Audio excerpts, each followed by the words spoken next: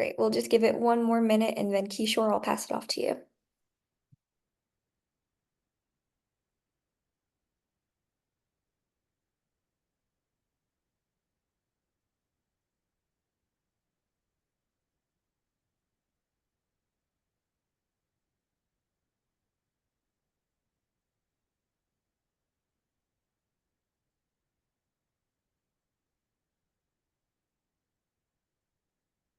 All right, it looks like entries are slowing down, so Kishore, I'm going to hand it off to you. Okay, good morning, everyone. My name is Kishore Varanasi. I'm a senior principal at CBT. We're a Boston-based design firm, but I'm here as a trustee of Boston Harbor now and the chair of the Policy and Planning Committee at BHN. And I'll be the host of today's festivities, I guess. I'm really excited to hear from Oxford Properties about the Reserve Channel development, like I'm sure most of you are. So Boston Harbor now convenes these gatherings to really give a platform for both project proponents and the community to get a better understanding and have an exchange of ideas and comments. And if you're joining us for the first time, welcome. And if you're returning, thanks for joining again and welcome back. So for those of you who don't know Boston Harbor now, we're a nonprofit that is focused on the waterfront and the harbor islands, ensuring that they're protected from climate change and they're also welcoming and accessible to a whole host of people from all around the region. I think we have an extraordinary resources by the way of our harbor and the islands. And our work truly ranges from writing commentators on development projects like this to working on water transportation, ferry services, for example, to bringing underserved communities to the harbor using community cruises and the islands. So it's quite wide-ranging, all in the mission of the organization to again make the harbor and the islands equitable, accessible, welcoming, and climate resilient. So today, as I mentioned, we have an exciting presentation from Oxford Properties and Pappas Enterprises. They're working on a project called Reserve Channel, which is in South Boston on the eastern end of the seaport. Is that a good description? So before I jump in and describe more, Kelly, I believe we have a poll. Are you going to run a poll? Okay, so there is a poll. I'm sure most of you know how to use this at this point after 4 years of being hybrid, but you can click one of the choices here. There are two questions in the poll, so please answer those if you can.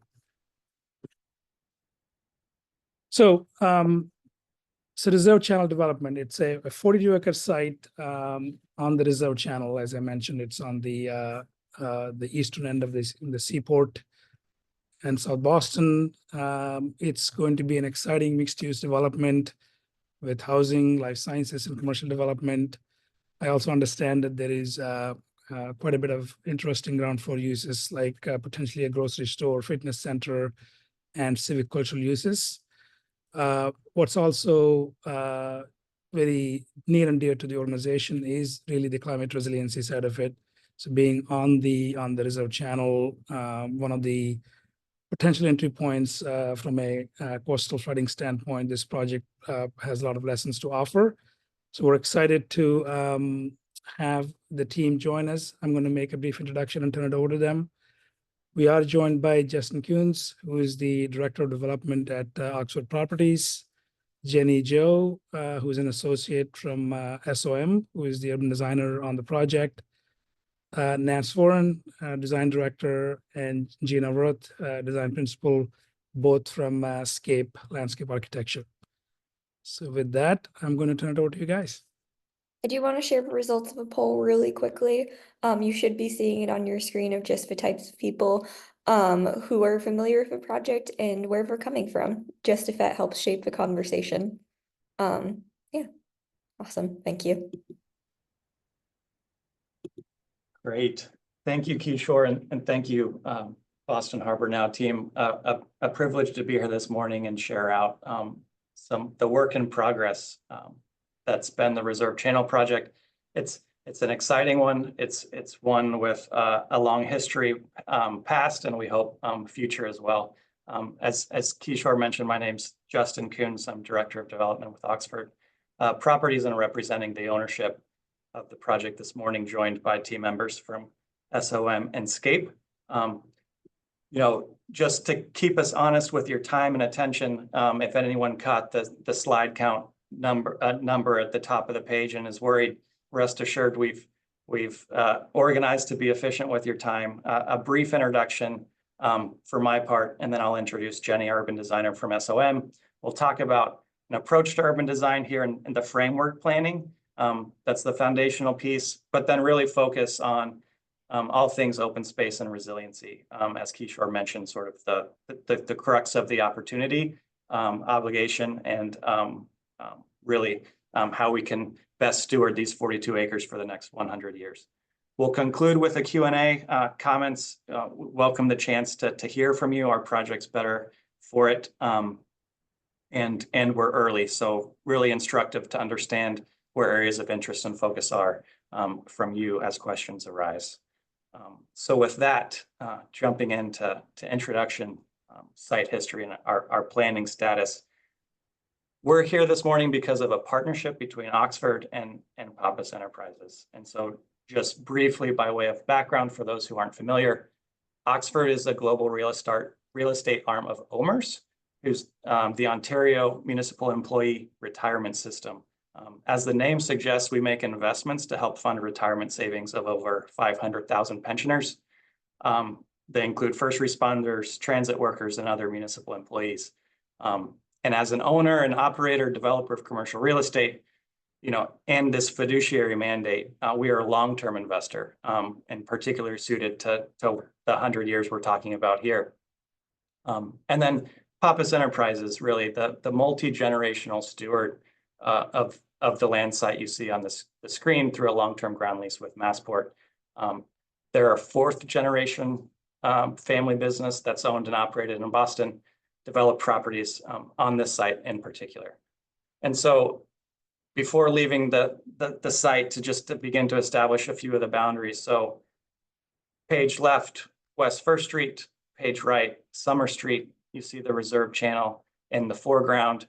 And then E Street, sort of the western terminus of the site. This view taken from basically looking west and north towards downtown Boston. The site today is unique in that it sits on this Massport ground lease. So close 38 of the 42 acres is on ground lease. The balance is owned in fee. And today it's operated as a commercial site, right? It's improved with 9 buildings, close to 800,000 square foot in building area. And is a mix of uses, primarily industrial at 65%, but also includes some office uses and some life science uses. Notable, I think, for us is the tenancy on site. So we have 12 tenants. Some of them have short-term leases, some of them have longer-term leases, but definitely a layer of complexity there as we think about phasing and a long-term strategy for the site. As you can imagine, I would venture to guess most folks on the call might imagine the site was not always buildings. In fact, it was water. So up until as recently as the 1940s, when the US Navy began infilling the site, or infilling parts of the Reserve Channel Basin. Perhaps the abbreviated version is a surplus portion of land was then conveyed to Massport, who, and then through a ground lease to Pappas Enterprises, who has improved the site since that time and really put us on a journey to where we are today. They've built several buildings. They're industrial in nature, commercial in nature, but then most recently in 2018 opened 645 Summer. You can see page bottom here, which really a transitional piece in the thinking of how to position the site for the future. Obviously a use case that hadn't existed here on the site before, which was predominantly industrial uses. So beginning to think about what the next generation of uses for the site would be. As you can imagine, a fourth generation owner, to be able to look back at the last 100, it's not long before you're thinking about the next 100 years. And so really that thinking was the impetus for the partnership, Oxford and Pappas, who then sought out the real experts to begin to explore a vision for this future. So SOM, who's here with us today, SCAPE, who's here with us today, and then also Arup and Stantec, rounding out this team who's been committed to understanding this future. And that understanding was really one that was sought from those who were here today, the South Boston community, through a series of engagements, some formal, some more informal, right? Meeting people, conducting surveys, understanding how people use the site, how they don't use the site, how they would if they could, right? And so really an informal process that became the foundation of sort of the formal steps, if you will, that we're marching towards today. So, and I won't dwell here, but just to describe briefly sort of the permitting pathway we're on. We have filed a project notification form for the first phase of these projects, which Jenny will talk more about, so I will not steal her thunder. But that first phase, as you can see on the screen, exists within these other existing buildings. The state process is all encompassing, right? It includes the initial phase, but it also includes the initial phase in the context of the larger future that we'd like to share with you today. You know, since that formal filing back in November, we've had a series of public meetings. We've heard from lots of folks. We've received a certificate from the MEPA office that really charge our next steps to develop and study and analyze future submittals. And if you take nothing else away from this slide, what I'd like you most to take away is that we're at the beginning of something here. In spite of the many years of work that's gone into planning, we're just starting out. So the images you see on the next pages are largely our imaginations of things, and we're not in a technical phase quite yet, which I think makes it well suited to be able to engage with you this morning. And so with that, perhaps we'll share on the project, and I'll introduce Jenny Joe from SOM, the urban designer on the project, to provide an overview of our concept thinking to date. Thanks, Justin.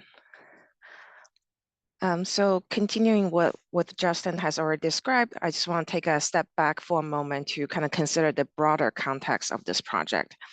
The 42-acre site is centrally located in South Boston, nestled along the Reserve Channel. To the east, it is bordered by key maritime industrial hubs. To the south and west, you find the finer grain residential neighborhoods. And immediately north, you'll find the higher density Seaport and Four Point Channel districts. So historically, the Reserve Channel has always been focused on its relationship to the water. As the name implies, this body of water was originally reserved for the South Boston community during the land reclamation process, ensuring public access. And reestablishing this meaningful connection to the water will be existential to our master plan vision. Currently, this industrial site has little in the way of parks or public realm infrastructure. However, the potential is enormous. The site offers a unique opportunity to contribute to the city's larger open space network, potentially tying into the Emerald Necklace.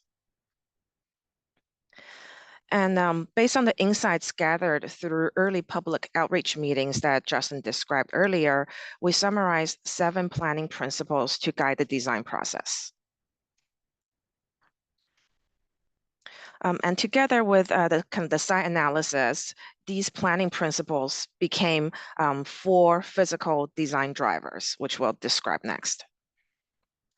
The first design driver is focused on establishing an exceptional and resilient waterfront as the heart of this new development. And that waterfront can potentially extend across the channel in the future to create a full basin walk loop. The second key driver is mobility. The foundation of the framework is really formed by extending the existing South Boston street grid into the site, creating human-scaled blocks and improving access in all directions. And maximizing public realm benefits is also a priority. In addition to the new waterfront park, we envision a robust open space network that reaches into the uplands, creating a mix of gathering parks and linear greenways, all at scale. This network will then be supplemented by pedestrian corridors, pocket plazas, and verdant passageways, adding an intimate layer of public space on top of that open space network, and further enhances accessibility and micromobility. So altogether, these different design drivers form the foundation of the master plan network. So this is the 42-acre full framework that we think will be the full development of this master plan. But given the scale of this, the project will proceed in phases. The first phase, as Justin had flashed up on the screen earlier, will cover about 12 acres of this 42-acre site, and it'll consist of 3 blocks. The location was selected primarily to leverage the proximity to the existing South Boston neighborhood to Page Right, as well as the current life science building facility on the site that's kind of in the center there. So in this first phase, I'll feature a variety of building scales and uses, including residential, office, life science, and a community pavilion. Buildings will range from 1 to 11 stories tall. And all the buildings will have active ground floor uses, potentially with a grocery store in there as well, and with many additional community benefits available from day one. So now turning to the site plan for a moment, this is the existing site map. And we want to highlight the Chapter 91 zone as an overlay on the site. We recognize both the design requirements and opportunities that this creates. As Justin said earlier, we're still in like kind of the larger framework design phase. We look forward to exploring the Chapter 91 implementations further when we have more of the design of the buildings and landscape. So this is phase 1 overlaid on the same plan. This phase 1, again, is approximately 1.7 million gross square feet with several different uses. And again, this early phase will focus on enhancing accessibility, resiliency, and public realm. And finally, this plan shows how the phase 1 then gets put back into the larger framework. So this early phase really sets up the entire project for long-term success and ensures seamless integration into the full plan. So with that project overview, I'll pass it over to Nance and Gina to talk about resiliency and open space. Great. Thanks, Jenny, and hi, everyone. So in terms of our resilience approach, the idea was generally to both set a precedent, but also be good neighbors. And so we've developed a series of goals on which the project and the resilience approach rely. So one of them is to make the waterfront and the site accessible and inviting.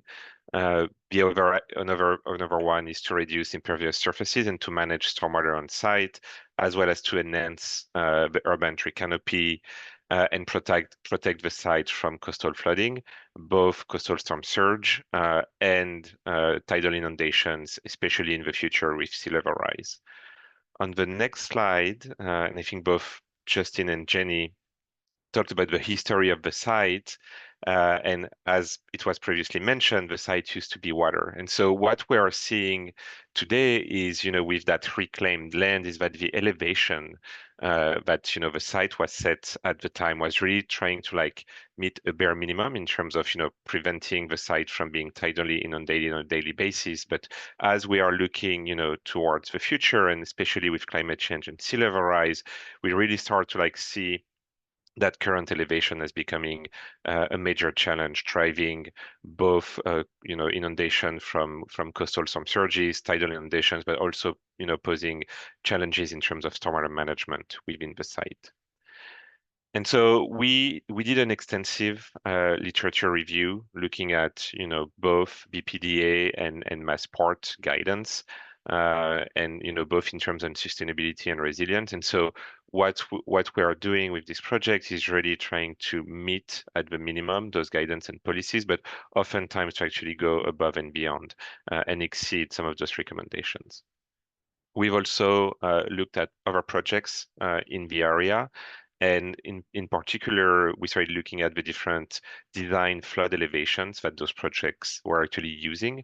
And again, really trying to align with what's being done, but actually, in this instance, exceed some of those design flood elevations. On the next one, you can see here some pages and screenshots from the Coastal Resilience Solutions for South Boston plan, with which, again, we are aligning. The plan was recommending a line of protection and alignment in front of the reserve channel site that you can see in pink in the upper diagram, with the idea that that line of protection will then, go around the reserve channel and start to create a barrier in case of flooding. And so one of the most critical aspects of the project is to mitigate coastal flooding and to create a dynamic waterfront that will features natural and built infrastructure that will be used and leveraged to protect from sea level rise and coastal flooding. So we've been considering, and we can go to the next slide, a mix of green and gray infrastructure, softer edge treatment, as well as riprap and other hardened structures. But here, what's interesting to understand with this site, especially on the left diagram, is that the flood pathways are actually not just coming from the reserve channel. There is a flood pathway coming from 4-point channel in the back of the site. And so in a way, what we were looking at earlier with that perimeter line of protection, that wouldn't really solve and address the problem until the perimeter line of protection is actually built on both sides, meaning on the reserve channel side and on the 4-point channel side. So we are starting to take a slightly different approach. What we can see in the if we go back, sorry, what we can see in the right diagram as well is that the site is also at risk with sea level rise of daily tidal inundation in the future. Here you can see some of those projections for a 40-inch sea level rise scenario. And so if we go to the next slide and we try to understand what those elevations and scenarios, flooding scenarios actually mean for the site, we really start seeing, that the challenge is actually both to be able to mitigate storm surges, but also tidal inundation. Here you can see existing in yellow current FEMA base flood elevation and what it would look like with sea level rise in the future. And at the bottom, you can see where the high tide, the mean high water is today compared to where it will be tomorrow. Again, some areas of the site are actually lower than that elevation. Another critical aspect is to manage stormwater on site. And so we've set some pretty ambitious goals for the project. The idea is to create a performative district that will feature green and gray infrastructure that will capture rainfall and alleviate the pressure on existing infrastructure. So on the next slide, you can actually see for what, an existing condition, an existing projection of what a 10-year, 24-hour rain event will mean for the site and the adjacent sites actually. And so what we see is that there is a need for stormwater management. Today, the site is you have very large industrial building footprints as well as a lot of parking lots, and so introducing green infrastructure, being able to depave and reduce the number of the area of permeable surfaces will really start to make a huge difference in that regard. And finally, the third kind of climate hazard that we are engaging with is mitigating extreme heat with the idea of creating a very robust tree canopy planting on site and actually going above and beyond the city's recommendation. So we are looking at more than 30% of tree canopy coverage on site.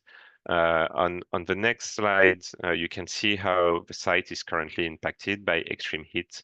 And so again, those large building footprints, the number of parking lots, both on site and next to the site, are really increasing that condition. In terms of tree canopy coverage on site today, I think you have less than 20 trees. So we are really looking at making that tree canopy much more robust with the addition of hundreds of trees with this plan.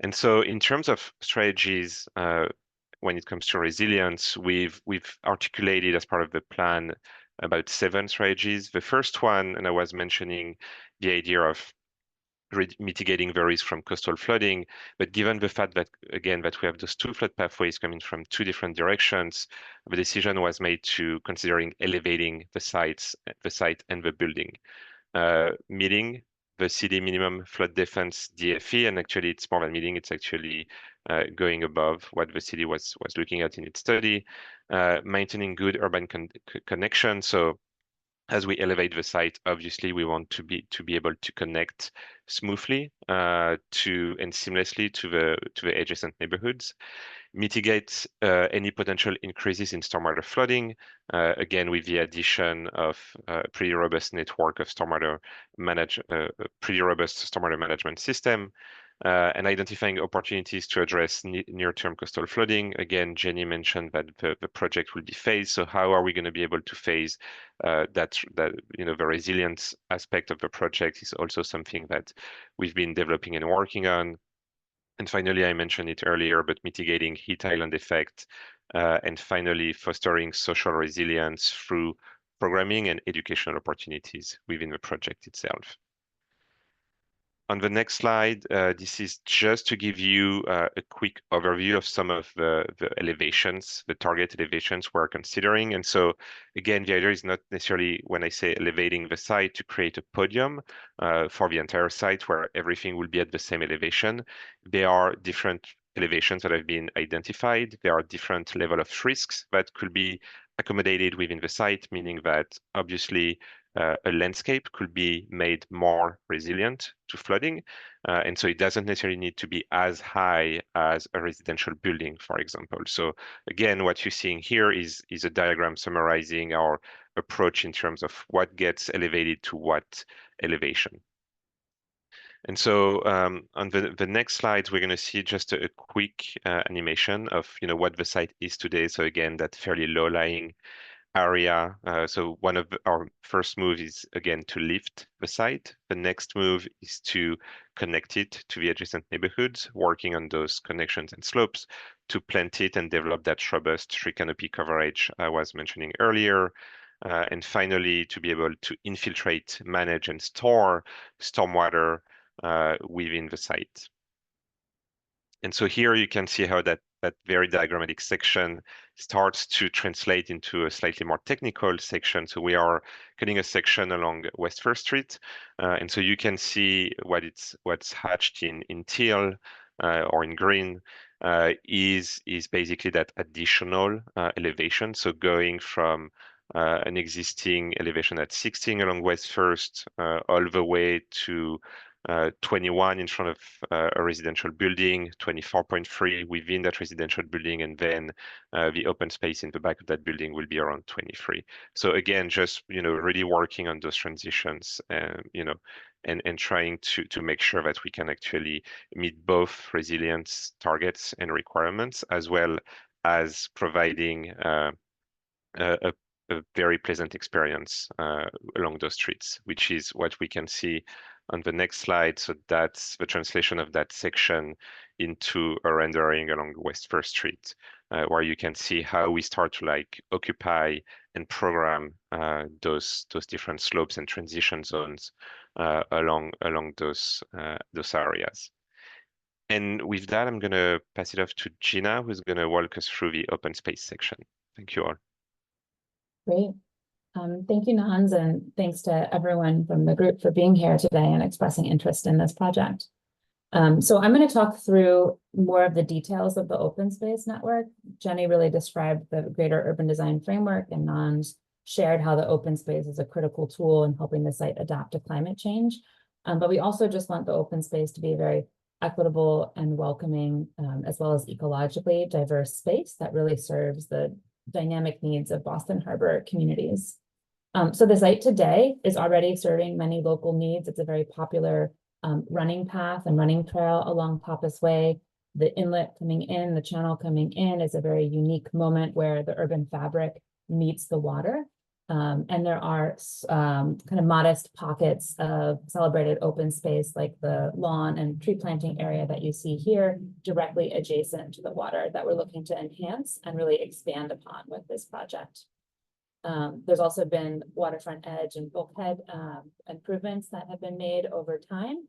And the site connects to other unique inlet and channel conditions around the greater basin. And so the team's goal is really to make a more reachable waterfront that's also worth reaching every day. A space that's very connective and tying back to local communities, particularly in South Boston, but also a place that has programmed destinations, reasons to get to the water, places to get down close to the water, and wide, generous public paths pulling you along the waterfront edge. So we've thought about how within this development, within these 42 acres, open space can really help kind of break up, add complexity, add richness, and add different characters of open space to the greater urban design. So there are a couple of different typologies of open space. First is the basin loop, this kind of pink and blue line, Channel Park and Basin Loop, really helping connect and complete an open space network around the basin. At the core of the site is the Resilience Park, a kind of central destination open space that can play a role in stormwater management and really connect down to the water directly. The spaces in orange called the neighborhood gateways that stitch across and provide neighborhood scale amenities leading to the waterfront and leading into the urban district, as well as the Innovation Commons, which provides like a laneway network of open spaces that break down building scale and provide places for many different neighborhood constituents. Next slide. And so, we've done some public outreach around the different qualities and characters of open space and received a lot of really useful information from the greater community and also from Boston Harbor Now as well. I think there's a real desire for culturally oriented open space, places like markets and food themed open space in and around the waterfront. More passive open spaces as well. This is a really popular running spot today. People really want to preserve that and expand that and have places to immerse themselves kind of along the waterfront edge. And then also places for more active open space. Play, rollerblading, skating, etc. These more active open space programs that can be difficult to do in South Boston. Next slide. And so the plan kind of reflects this feedback, and as Justin mentioned, it's really an evolving plan that will continue to add richness and depth as we get more and more feedback from the greater group. So I think your thoughts today would be very helpful as the planning process evolves. And I'll walk through each one of these different open spaces in a bit more detail, starting with the Basin Loop. This is meant to be a kind of open space measure that is grounded on the RCD site, but has the potential to kind of catalyze and connect into a greater loop around the basin and connect many existing paths and trails along the water and bring them into the reserve channel and kind of make the whole project greater than the sum of its parts. Next slide. And so that basin loop is diagrammed here in pink. There's utilities, there's private land ownership, there's the RCD parcels, but they all have the potential to kind of come together into this larger scale, more meaningful open space with some strategic investments that potentially could happen along Summer Street or along Pappas Way within the site itself and along existing portions of the Harbor Walk to really connect them better to one another. Next slide.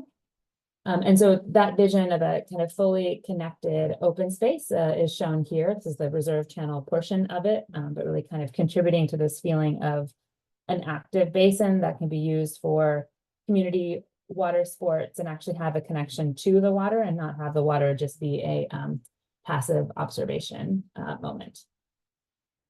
The waterfront promenade is a really critical piece of the reserve channel project. The concept here is that this would be an active boardwalk and promenade lined with shops and stalls.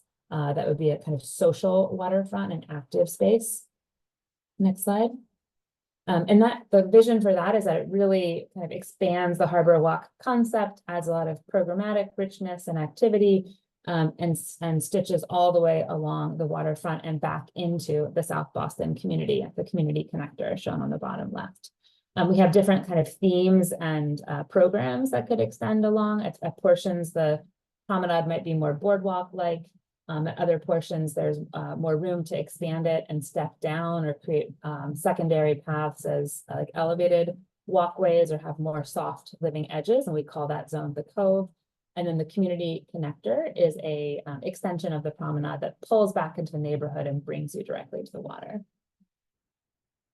And so this is just a sample or representative section. Nan's already showed some of the images here in terms of how we're proposing to like lift the site above existing elevation today for resilience purposes, but also create a shared multi-use path and pedestrian way, as well as secondary boardwalks and walkways. So this section probably represents more of that kind of cove feeling with ecological edges, riprap and living shoreline improvements with the intertidal terrace, but also high and dry ground for walking, biking, and recreating along the promenade, closer to the activated retail building storefronts. Next slide. So this is just a snapshot of that. Also, kind of imagining other future improvements that can be made in and along the basin, but it shows the multi-use path, the space for pedestrians, and little get down and pocket moments, as well as enhanced tree planting and seeding along the promenade. Next slide. The gathering park is really at the core of the project. We think of this as like a neighborhood backyard space, a flexible and open green space that has many different community-focused programs and also has a strong stormwater and resilience component.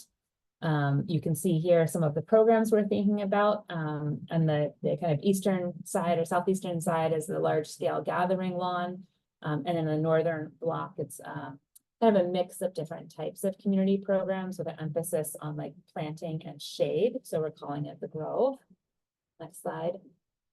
But this space really opens up and frames and directs views of the water, as well as direct community connection to the water. You're seeing a artistic shade structure in the background, and in the foreground, a kind of stormwater program enhanced with native plants and ground cover layer, as well as more community-focused programs like nature play zone that you see in the top right.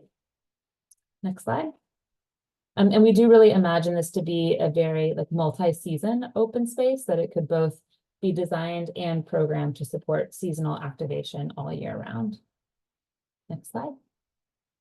And so these open spaces are really part of a larger scale network that's tied together by smaller scale like alleyways or laneways or small scale plazas that really help knit the project together, give it a sense of human scale, and provide many ways of moving through the greater district in the site. Next slide.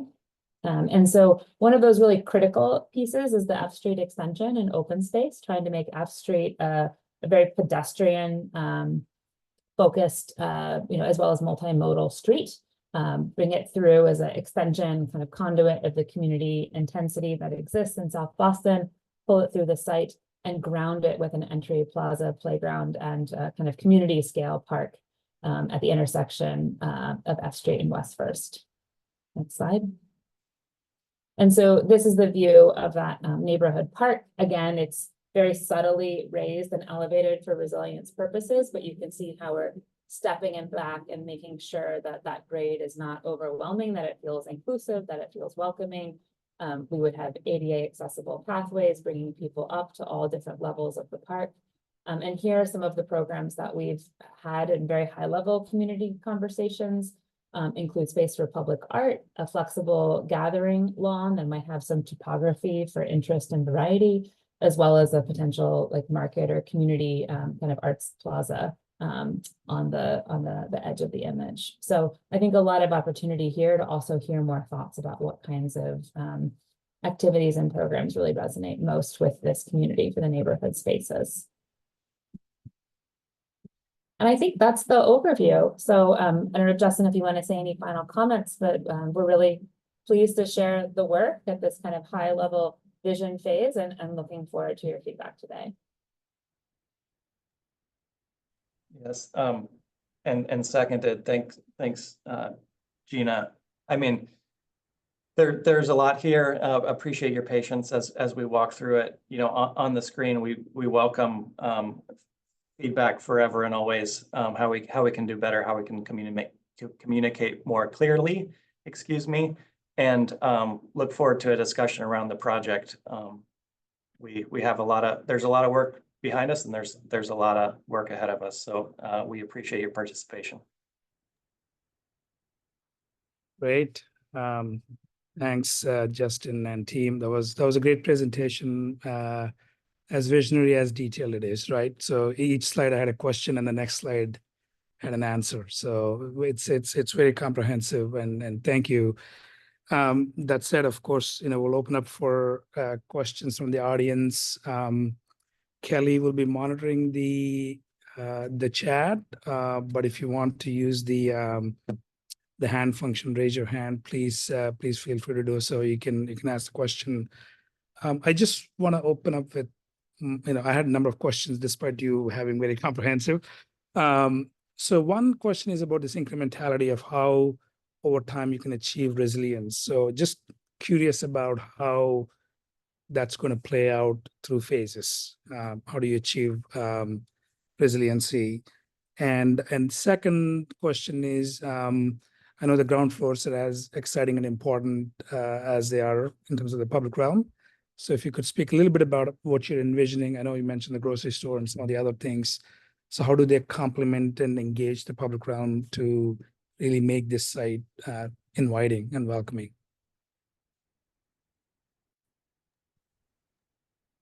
Great questions, Kishore. Maybe I'll start with the last, and Gina, you can jump in on resiliency and nons. So I think the story for the ground floor throughout is active ground floor. We believe that the lowest 20 feet relative to the public realm is gonna be a difference maker in the life of the project, beyond the working hours that someone may come to perform a job. But how do we keep people? How do we become a destination and a desirable place to be? And so we think about that in terms of sort of the complement of uses. You mentioned a grocery store. That's one we heard frequently, and sort of the neighborhood engagement as a particularly acute need in this area. And so the location of it, we have some ideas, and it's one that's a little bit more neighborhood facing, right? And it's an edge and a destination in of itself. I think and maybe just to speak to a challenge we're navigating is, that goes hand in hand with the resiliency strategy, is the life of the street, depending on that active use. We're also elevating the site. So there's this level of divorcing the active retail from the prevailing street grade, by needing to raise it. And so I think the team's been strategic in trying to split the difference. And you may recall in some of those sections actually bringing higher elevations within the building footprint, so that we're not relying entirely on the public space to make that transition. But the phasing strategy around resiliency is a challenging one, and I think there's a lot of continued study to do around what utilities you build, when, and how. And some of that is going to mean the first phase is going to need to deliver a solution for that future phase that's at a date uncertain. And maybe I'll pause there for Gina or Nans to add. Gina, do you want to go, or should I? I think we can. Why don't you answer the question? Sure. So as you saw in the presentation, most of the resilience approach kind of relies on elevating the site. And so as the different phases will be implemented, they will actually be brought to that higher elevation.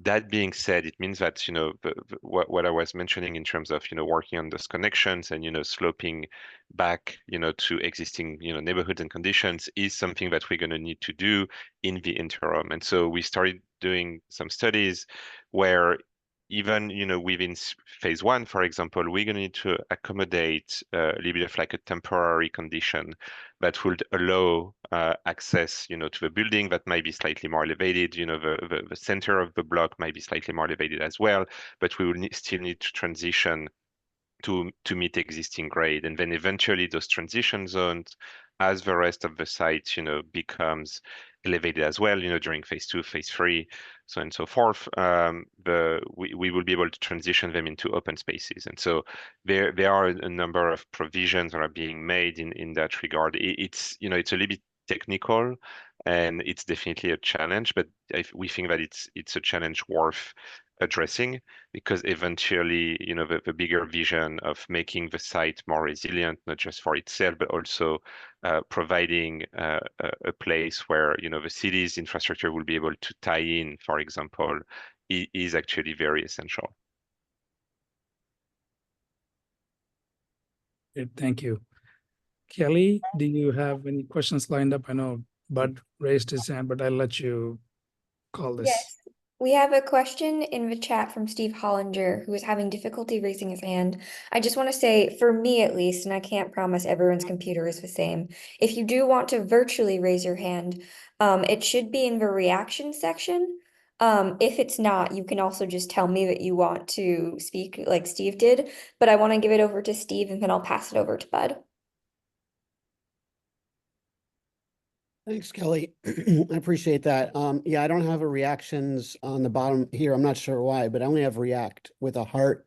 And anyhow, thanks for the time and thanks for this meeting.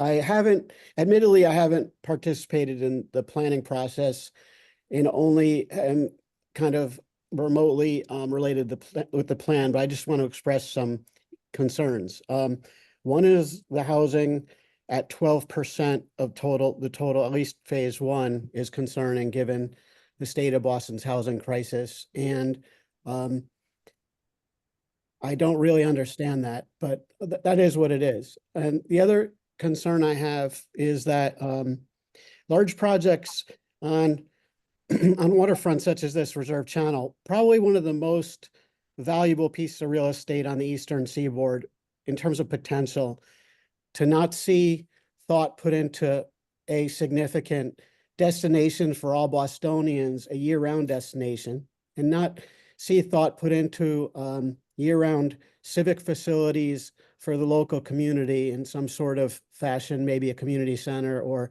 other type of civic facility in interior. Total square footage of both maybe 100,000 square feet. I mean, ICA is like 60,000. So I don't understand why we're looking at a plan that doesn't have thought put into year-round uses to attract Bostonians to this beautiful, beautiful site and attract the local community here beyond open space, which will be available for part of the year. And even the open space itself is not really significant. So anyways, those are my concerns, and I do admit again that I've not participated, so it is what it is. Thank you.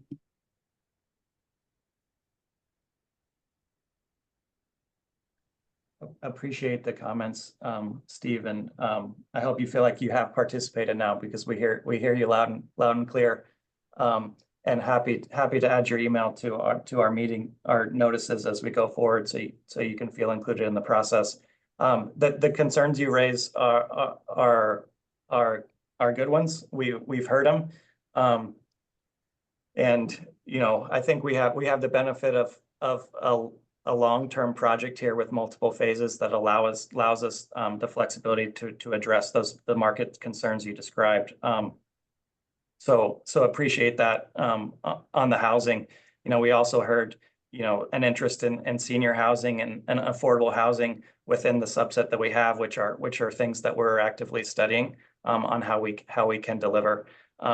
As it relates to civic priorities, appreciate the clarification. You were addressing specifically interior space, which you appreciate. We certainly did not dwell on the program a lot today, with an emphasis on the waterfront, but we are thinking about civic pavilions.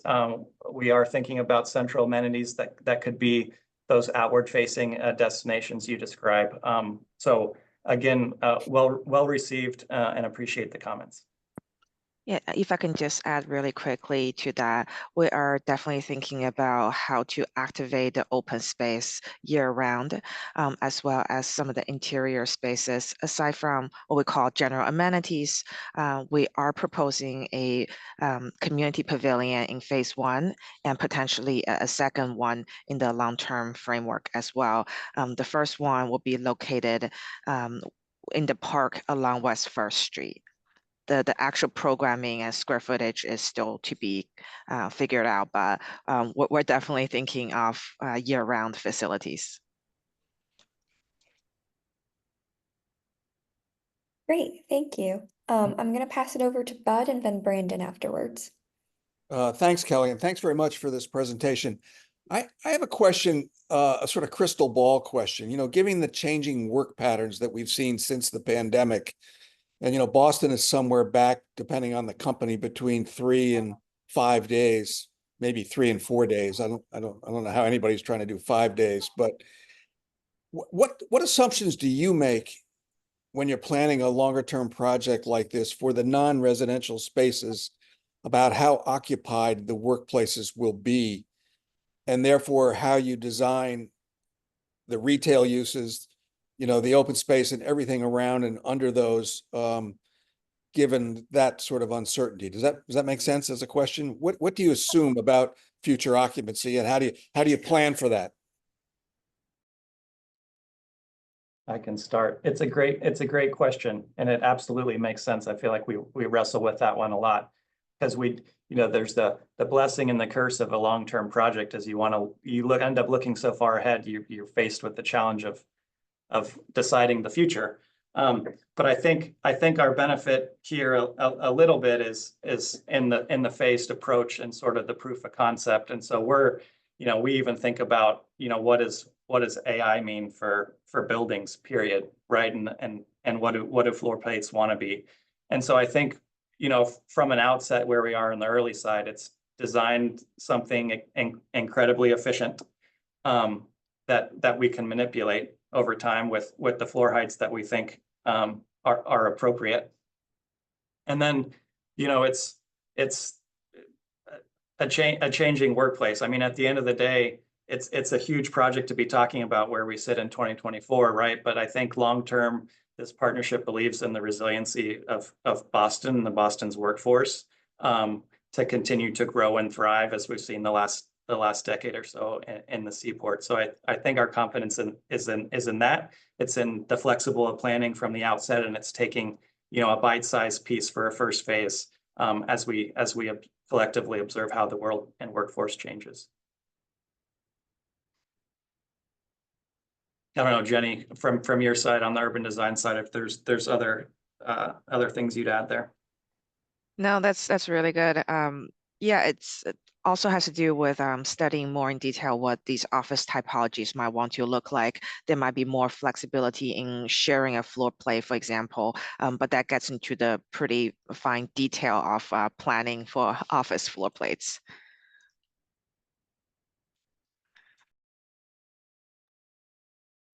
Great, thank you. Brandon?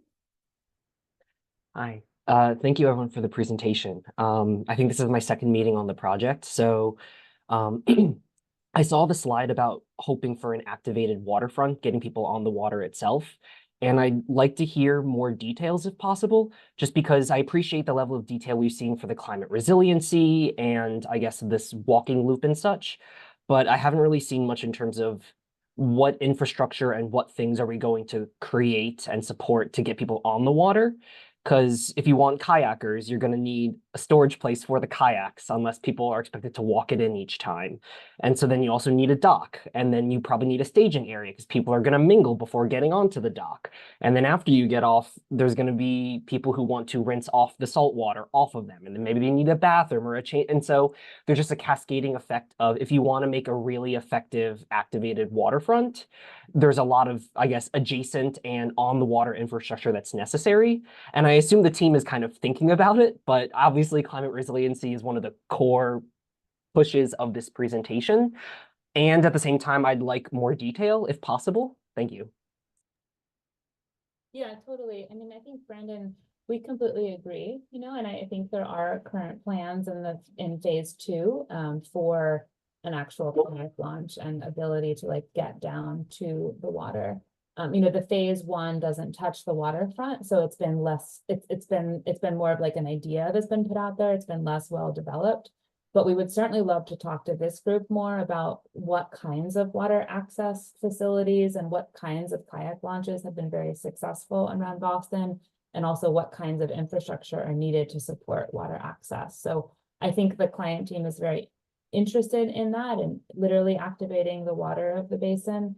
And they've also done a lot of work to date, activating you know, the upland areas of the basin, like along Pappas Way, adding educational signage, enhancing tree planting within the existing waterfront park space, and adding like movable furniture and benches to those spaces. So that's just like a little taste. And I imagine as this project evolves, and particularly as it moves into the phase 2, where sites are actually touching the water and impacting the waterfront edge, like along the promenade, there'll be many opportunities for kind of more detailed design around actual water access.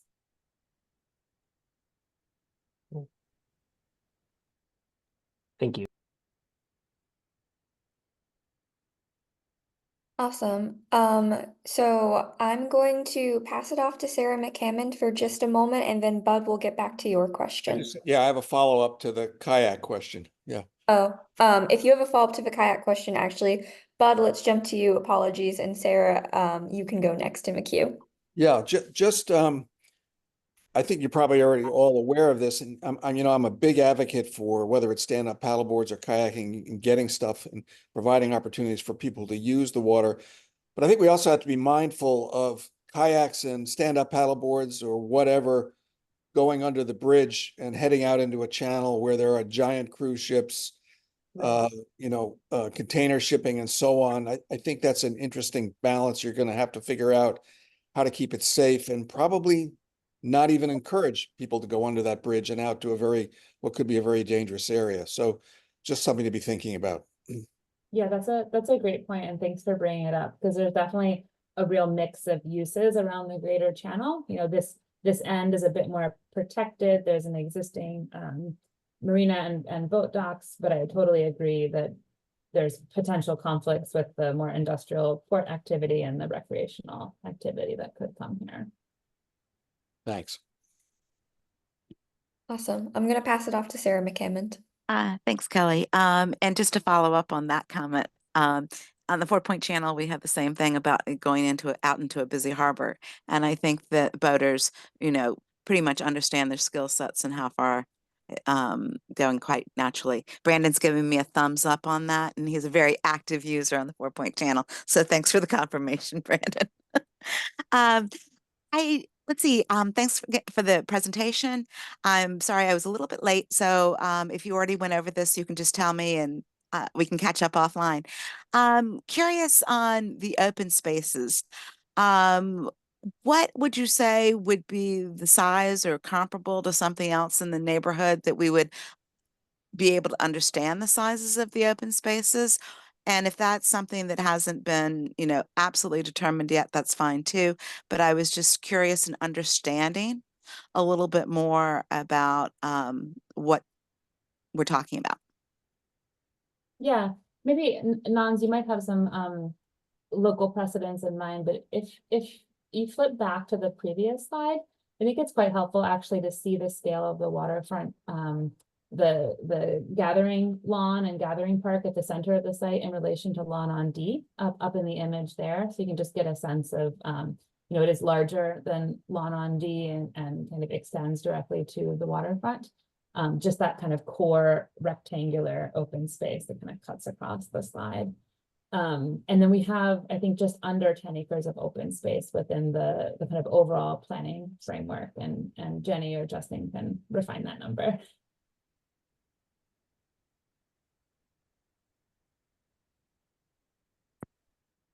Is that helpful?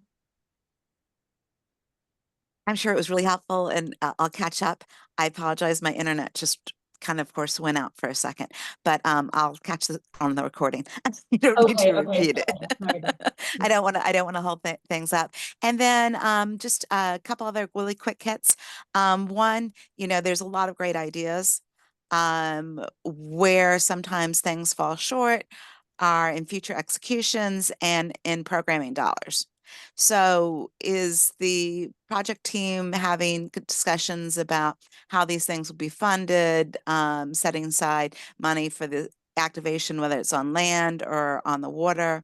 Just wanting to highlight that because it's a necessary piece just as much as the built out amenities are.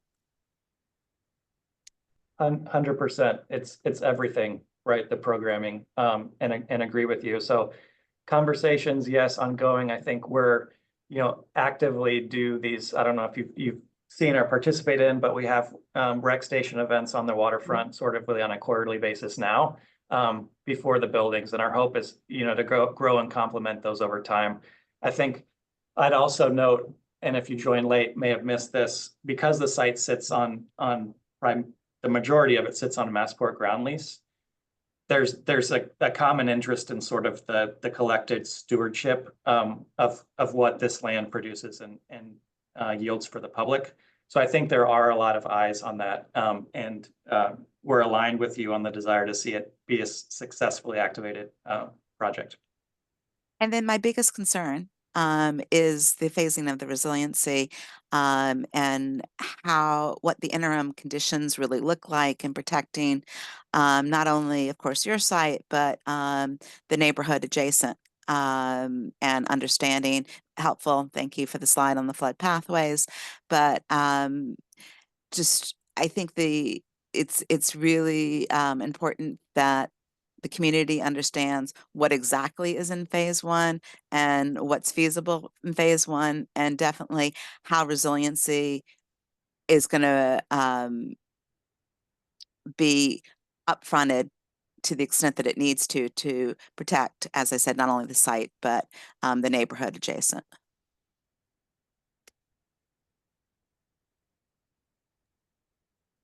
It's a great comment, and there are a lot of eyes on that one as well. I think we're charged with, our next step is to do that modeling, that very detailed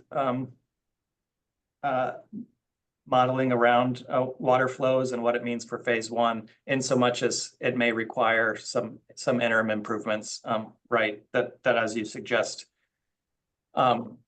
either create additional resiliency or address sort of a gap in the exposure. And I think you're right. It has been challenging, and I appreciate you putting a finger on it. This idea of what's in phase one versus what's in the balance, because it is certainly nuanced and a challenge we face in trying to define and present the first phase. With the understanding there's something greater coming beyond it. And so being more explicit about that going forward is something we should pay careful attention to. So thank you. Thank you. As facilitator, I'm going to actually take a little moment to actually ask my question, which is somewhat related. Speaking of phase one and phase two, what is the timing of this project? In terms of like starting phase one, starting phase two, construction, completion, all that jazz, and potentially how does it line up with like the flood pathways that need to be closed? Sure thing. So I think big picture, it's very much will be market dependent, Kelly. And so when we think about the project, we think about in decades terms, and the initial phase, over the next 10 years, call it. And so when we think about 2070 storm events, there's some gap there, but doesn't mean we're ignoring them, or the idea that things and impacts may accelerate between now and then. And I'd also note, a lot of this phasing is driven by the existing leases in place. And so it is an operating, as I mentioned, sort of site. There's businesses that function here. And so that's definitely a key piece of the puzzle, and how soon we can get at this phase versus that phase. And while we talk about phase 1, 2, and 3, one's much more fixed in our mind, whereas as 2 and 3 rely on those external factors of lease rolls, right, and available project sites to be able to execute. So I would say more certainty around that initial phase than on the balance. That makes sense. Thank you. I'm going to pass it off to Jenny Elkis. Thank you, everyone, for taking the time this morning and for this excellent presentation. It's exciting to see the future plans. I would amplify a lot of the comments that have been made, Steve, especially your concern with housing and your wonderful point about civic uses. I think the ICA and Grub Street, we can see how successful those have been for seeding the seaport and for bringing additional uses that are beginning to make the seaport feel like a vibrant neighborhood. One of my questions is, it would be interesting to see your traffic analysis and transportation with limited or no public transportation here. If we do end up in phase one with the 1.5 million square feet of labs, optimistically, that's what, 7,000 commuter trips twice a day in a neighborhood that's already in gridlock without transportation. So a lot of comment about how do we bring people in and make this a destination. A lot of, that is asking for more cars. And the problem is probably not at the destination, but in the ability to get there. So that's a question for consideration, and also sort of amplifies what Steve was saying about housing. One of the things that I wanted to say to SCAPE, and just love your firm and your work, and it's exciting to have you working here. As you continue to develop this, one thing to think about is how the reserve channel is differentiated from the seaport waterfront. Opportunities to make this a very different type of place, and looking citywide at urban wilds, fully different types that we have a paucity of urban wilds in Boston. And there's an opportunity, just scale wise, when we look at lawn on T versus the open space that you have here. And also, as you are so good at embracing the sea level rise and climate change, we have an opportunity to do this, to think about having an experimental landscape here, a teaching landscape. If we're going to emphasize life sciences, what about biology? What about ecology? And actually allowing people to see in real time how the native species die out, to see what is brought in. I leave it up to you, you're the experts, but that in itself, the active ecology could be a destination in and of itself. And somehow, to Steve, there could be a civic use that ties into that. So experimental gardens, living, experimental landscapes, teaching landscapes could be something that brings people back to the waterfront time and time again. Jenny, I love those ideas. I really appreciate your comments and feedback, especially the kind of concept of urban wilds and how to differentiate the site from the seaport with like bringing that ecosystem approach.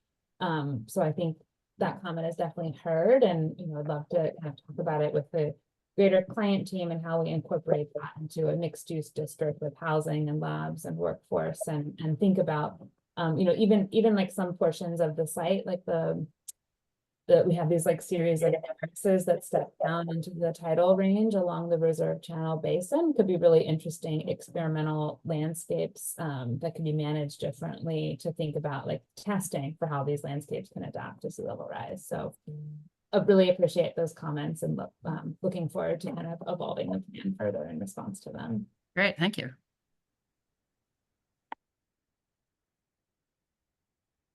Awesome. I don't see any other people with raised hands. And I do see that people are starting to drop off. So this is sort of a last call for comments and questions. Otherwise, we can end a little bit early. One question we did get in the chat, but is like a very small, short one and logistical one, is if the proponents would be willing to share their presentation. This meeting is recorded for anyone who wants to watch it afterwards, but someone asked if they could have the meeting slides available afterwards. Absolutely. Should we send them to you, Kelly? Yes, you can send them to me and I'll make sure they get back to that person. And also, I think I can email out all the people who signed up for this meeting. I should be able to. I'm still working on it. But yes, you can send that to me and that'll be great. Thank you.